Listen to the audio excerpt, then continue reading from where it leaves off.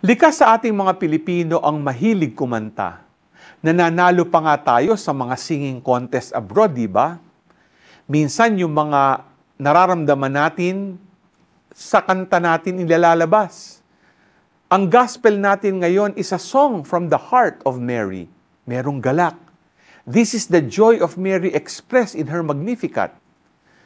Ang dali-daling isipin ng kagalakan if it is from the one who is the highest.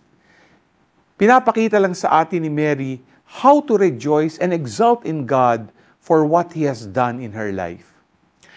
She thanks God for what God has done to the world through her Son, Jesus Christ. Mary acknowledges her humble background.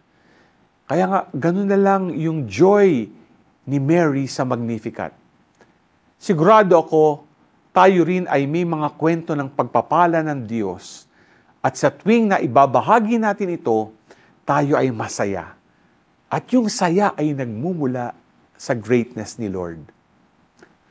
We too, like Mary, should continually express our gratitude to God for what He has done in our lives.